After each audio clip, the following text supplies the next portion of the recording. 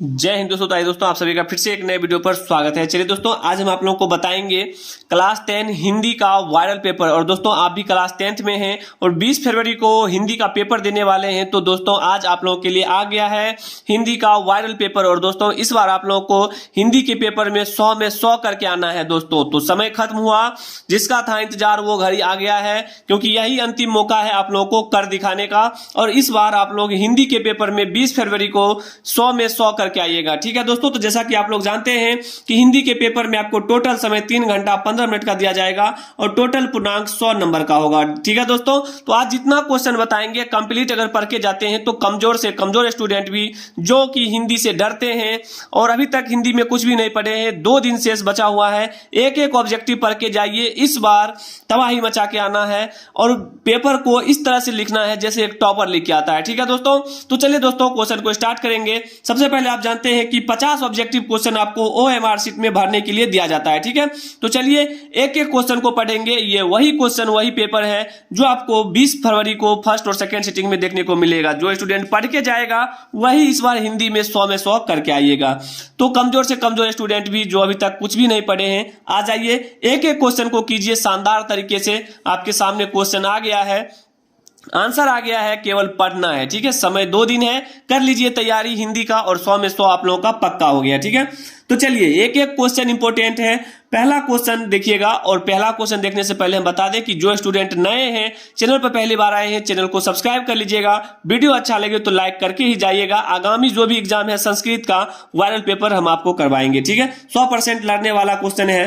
बोला है कि सब पुराने अच्छे नहीं होते, सब नए खराब नहीं होते। यह युक्ति है, किसकी युक्ति है दोस्तों? तो याद रखिएगा, ये युक्ति है कालिदास जी का। ऑप्शन नंबर डी आप सभी को याद रखना है। क्लियर है? आइए अगला क्वेश्चन है, लक्ष्मी डैश कहानी की केंद्रीय पात्र है। तो आप सभी को याद रखना है, लक्ष्मी जो है ये ढाते विश्वास की पात्र है। ऑप्शन नंबर ए याद रखना है। मेरे प्यारे दोस्तों, एक भी क्वेश्चन छोड़ के नहीं जाना है। यही रात अंतिम, यही रात भारी। जो 2 दिन में पढ़ेगा वही तो हिंदी में फोड़ के आएगा इस बार। ठीक है, चलिए अगला क्वेश्चन है कि गुणवाचक विशेषण है। तो आप सभी को याद रखना है, गुणवाचक विशेषण जो है तो अच्छाई जो होता है हमारा, ये हमारा गुणवाचक होता है। ठीक है, नहीं कहते हैं कि इसके अंदर जो है गुण अच्छा है। गुण क्या है दोस्तों? अच्छा है, इसका मतलब ये होगा ऑप्शन नंबर डी आपका बिल्कुल राइट आंसर। अगला क्वेश्चन है कि स्वर संधि का उदाहरण नहीं है। ध्यान दीजिएगा, बोला स्वर संधि का उदाहरण नहीं है, तो आप सभी को याद रखना है ये हमारा जो वाग्पति है, यही हमारा जो है स्वर संधि का उदाहरण नहीं है। ऑप्शन नंबर डी हो जाएगा। ठीक है दोस्तों, एक भी क्वेश्चन छोड़ के नहीं जाना है। बैठे हैं तो देखते रहिए, सुनते रहिए, याद हो जाएगा। ठीक है, आइए अगला क्वेश्चन है, सदियों की ठंडी बुझी राख सुगबुगा उठी, मिट्टी सोने का ताज पहन इठलाती है, यह पंक्ति है। तो यह जो पंक्ति लिखा गया है दोस्तों, ये किसका है? तो आप सभी जानते हैं ये पंक्ति किसका होना चाहिए? दिनकर जी का होना चाहिए। ऑप्शन नंबर ए आप लोगों को याद कर लेना है। ठीक है, आइए अगला क्वेश्चन है कि पंडित बिरजू महाराज का जन्म कहाँ हुआ था, यानी किस ईस्वी में हुआ था? पंडित बिरजू महाराज का जन्म किस ईस्वी में हुआ था? तो दोस्तों याद रखिएगा, ये हुआ था 1938 ईस्वी में। बिल्कुल right answer option number D होगा। ठीक है, चलिए अगला क्वेश्चन देखिएगा, क्वेश्चन नंबर 7 होगा आपके सामने। शानदार क्वेश्चन, 100% लड़ेगा दोस्तों। जो देख के जाएगा वही इस बार हिंदी के पेपर में 100 में 100 करके आएगा। इससे बढ़िया कुछ नहीं होगा, कहीं नहीं मिलेगा। ठीक है, चलिए तो अगला क्वेश्चन है कि अशुद्ध शब्द है, इसमें अशुद्ध शब्द आपको पहचानना है। तो देखने से ही पता चल रहा है कि यहाँ पर जो श्रृंगार है ये हमारा क्या है? अशुद्ध शब्द है। क्या है? अशुद्ध शब्द है। तो 7वां का हो जाएगा ऑप्शन नंबर बी। क्लियर है? आइए अगला क्वेश्चन देखिएगा, क्वेश्चन नंबर हो जाएगा 8। बोला है कि मैक्स मूलर ने डैश वर्ष की अवस्था में लिपजिंग विश्वविद्यालय में संस्कृत का अध्ययन प्रारंभ किया। तो आप सभी को याद रखना है, इसका जो बिल्कुल राइट आंसर होगा, मैक्स मूलर ने 18 वर्ष की अवस्था में। कितने वर्ष की अवस्था में दोस्तों? याद रखिएगा 18 वर्ष। ऑप्शन नंबर डी आपका बिल्कुल राइट आंसर होगा। ठीक है, आइए अगला क्वेश्चन है कि फ्रांस का प्रमुख कला केंद्र रहा है। फ्रांस का प्रमुख कला केंद्र रहा है, तो आप सभी को याद रखना है अविन्यो है जो फ्रांस का प्रमुख केंद्र कला रहा है। ठीक है, चलिए दोस्तों, तो इस तरह से क्वेश्चन नंबर इसका बी, इसका राइट आंसर ऑप्शन बी हो जाएगा। याद रखिएगा। ठीक है, 20 फरवरी भूलना नहीं है दोस्तों। 20 फरवरी को झंडा लहरा के आना है हिंदी के पेपर में। ठीक है, ध्यान रखिएगा, हिंदी के पेपर में हिंदी का क्वेश्चन आ गया है, आंसर आ गया है, केवल पढ़ के जाइएगा। फिर देखिए एक भी क्वेश्चन छोड़ के नहीं आइएगा। ठीक है, तो अगला है कि जीत जीत में निरखत हूं पाठ की विद्या है। तो आप सभी को याद रखना है इसका बिल्कुल राइट आंसर होगा साक्षात्कार, ऑप्शन नंबर ए याद रखिएगा। और जो स्टूडेंट नए हैं, वीडियो अच्छा लग रहा हो चैनल को सब्सक्राइब कीजिएगा, लाइक करना नहीं भूलिएगा, ठीक है, मेरा पावर वहीं से मिलता है, ठीक है। चलिए अगला है कि दुर्दांत मानवीय विभीषिका का चित्रण करने वाले कविता हैं। तो कंप्लीट 50 क्वेश्चन करके जाना है इस बार, ठीक है। तो चलिए 11 का जो बिल्कुल राइट आंसर हो जाएगा आप सभी को याद रखना है हिरोशिमा, ऑप्शन नंबर सी आपका बिल्कुल राइट आंसर होगा, ठीक है। चलिए अगला क्वेश्चन है कि अधर्म में कौन सा उपसर्ग है। उपसर्ग किसको बोलते हैं, जो शब्द के उच्चारण के पहले आता है वही हमारा क्या होता है, मतलब उपसर्ग होता है। तो बोला है अधर्म में, तो देखने से पता चल रहा है कि अधर्म पहले आप बोलिए अधर्म, अधर्म तो पहले क्या आ रहा है उच्चारण में अ, तो ऑप्शन नंबर ए ही आपका बिल्कुल राइट आंसर होगा, ठीक है। बहुत आसान क्वेश्चन है ये। अगला क्वेश्चन देखिएगा, लिखाई में कौन सा प्रत्यय है। तो प्रत्यय बोलते हैं जो उच्चारण के अंत में आता है दोस्तों, अंत में उसको प्रत्यय बोलते हैं। लिखाई में कौन सा प्रत्यय है, तो पहले लिखाई, लिखाई आई आ रहा है, आई आ रहा है लिखाई, तो आप सभी को याद रखना है 13 का बिल्कुल राइट आंसर डी हो जाएगा। आई आ रहा है तो ऑप्शन नंबर डी आपका बिल्कुल राइट आंसर होगा, ठीक है। आइए अगला क्वेश्चन है दोस्तों, इससे बाहर कुछ भी नहीं आएगा, सभी क्वेश्चन पढ़ के जाइएगा। बोला है अति सुदो स्नेह को मार्ग है, जही नेकु सयानप बांक नहीं, यह पंक्ति किस कवि की है। तो आप सभी को याद रखना है ये जो पंक्ति है घनानंद जी का है, ऑप्शन नंबर डी आपका बिल्कुल राइट आंसर होगा, याद रखिएगा। चलिए आगे बढ़ते हैं। क्वेश्चन नंबर 15 है आपके सामने, बोला है कि नलिन बिलोचन शर्मा का जन्म डैश ईस्वी में हुआ था। तो आप सभी को याद रखना है ये हुआ था 1916 ईस्वी में, ऑप्शन नंबर सी याद रखिएगा, ठीक है। आइए अगला क्वेश्चन है कि हिंदी के आदि कवि के नाम से जाने जाते हैं। तो आप सभी को याद रखना है हिंदी के आदि कवि हमारे कौन है, ये हैं चंद बरदाई जी, चंद बरदाई जी, ऑप्शन नंबर ए याद रखिएगा, ठीक है। चलिए एक एक क्वेश्चन को अपने दिमाग में नोट कर लीजिए ऐसे कि जैसे पेपर पर लिखावट चिपका हुआ रहता है। सावर दैया डैश भाषा के सफल कहानीकार हैं। तो आप सभी को याद रखना है इसका बिल्कुल राइट आंसर हो जाएगा राजस्थानी, क्या हो जाएगा राजस्थानी दोस्तों, याद रखिएगा ऑप्शन नंबर डी। यही सब क्वेश्चन देखने को मिलेगा आपको 20 फरवरी को, ठीक है। जो भी स्टूडेंट फर्स्ट सिटिंग का हो या सेकेंड सिटिंग का क्वेश्चन देख कर ही जाइएगा। बोला है साहित्य के निर्माण में प्रतिभाशाली मनुष्यों की डैश भूमिका है। तो आप सभी को याद रखना है ये जो है निर्णायक भूमिका है, ऑप्शन नंबर बी याद रखना है, ठीक है। आइए अगला क्वेश्चन है कि रंगप्पा था, रंगप्पा कौन था दोस्तों। तो आप सभी अगर हिंदी पढ़े होंगे तो आपको पता होगा कि रंगप्पा एक जुआरी था, तो ऑप्शन नंबर ए याद रखना है, ठीक है। अगला क्वेश्चन है कि शुद्ध वाक्य है, इसमें 4 ऑप्शन दिया गया है कि इसमें कौन शुद्ध है, आपको पहचानना है। तो रोटी ताजी है, यही हमारा क्या है शुद्ध है, तो ऑप्शन नंबर बी याद रखिएगा, ठीक है। चलिए आगे बढ़ेंगे क्वेश्चन नंबर 21 की ओर। बोला गया है कि लेखक के घर में मछली कौन खाता था। काफी इंपोर्टेंट है, आप लोग जवाब दीजिएगा कमेंट बॉक्स में कि लेखक के घर में मछली कौन खाता था। तो आप सभी को पता होना चाहिए उनके पिताजी खाते थे, ठीक है। तो ऑप्शन नंबर बी आपका बिल्कुल राइट आंसर होगा। 22 नंबर में है कि लेखक के रिश्तेदार ने बहादुर पर क्या आरोप लगाए। तो आप सभी को याद रखना है पैसे चुराने का आरोप लगाए थे, लेखक के रिश्तेदार ने बहादुर पर पैसे चुराने का आरोप लगाया था, तो ऑप्शन नंबर ए याद रखना है। चलिए अगला क्वेश्चन देखिएगा, क्वेश्चन नंबर हो जाएगा आपके सामने 23, ठीक है। बोला गया है कि मेरे बिना तुम प्रभु पाठ के लेखक हैं। तो आप सभी जानते हैं कि जो मेरे बिना तुम प्रभु हैं ये पाठ किनके लेखक हैं। तो आप सभी को याद रखना है इनका बिल्कुल राइट आंसर हो जाएगा रेनर मारिया रिल्के जी, ऑप्शन नंबर डी याद रखना है, ठीक है। चलिए दोस्तों 20 फरवरी को एक भी क्वेश्चन छोड़ के नहीं आना है, 100 में 50 करके आना है, ठीक है। चलिए अगला है कि तत्पुरुष समास का उदाहरण नहीं है। तो आप सभी को याद रखना है तत्पुरुष समास का उदाहरण चौराहा नहीं है, ऑप्शन नंबर डी याद रखिएगा, क्लियर है। अगला है कि अवयवी भाव समास में डैश पद प्रधान होता है। तो आप सभी को याद रखना है इसमें जो है पूर्व पद जो होता है, पहले वाला पद वही हमारा प्रधान होता है, तो ऑप्शन ए याद रखना है, क्लियर है।